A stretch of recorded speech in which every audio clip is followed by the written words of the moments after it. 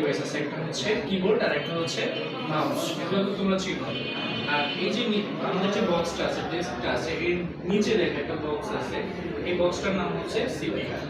ঠিক আছে, ওই সিপিইউ থেকে হচ্ছে আমাদের আমাদের যত হচ্ছে ইলেকট্রিক্যাল লাইন, ওই লাইনগুলো হচ্ছে সিপিইউর সাথে কানেকশন হয়।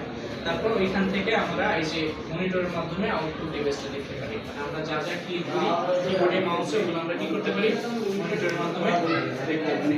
অর্থাৎ ডেস্কটপের প্রত্যেকটা পার্ট কি থাকে, আলাদা আলাদা থাকে, বুঝতে পারছো? ল্যাপটপের সবগুলা কি একসাথে একটা প্যাকেজ আকৃতি থাকে, বুঝতে পারছো? তো আমরা যখন ল্যাপটপ ওপেন করি তখন হচ্ছে মাত্র ল্যাপটপের একটা সুইচ থাকে, ওই সুইচটাতে ক্লিক করলেই ল্যাপটপ কি হয়ে যায়, ওপেন হয়ে যায়। যেমন ওটা ওপেন করতে একদম ইজি, শুধুমাত্র একবার ক্লিক করতে ওপেন হয়ে গেছে। আর ডেস্কটপের ক্ষেত্রে কি হয়, ডেস্কটপের ক্ষেত্রে প্রথমত আমাদের মনিটরের সুযোগ করতে হয়, এরপরে হচ্ছে ডেস্কটপের যে নিচে যে সিপিইউ আছে, ওই সিপিইউ সুযোগ করার পরে তারপর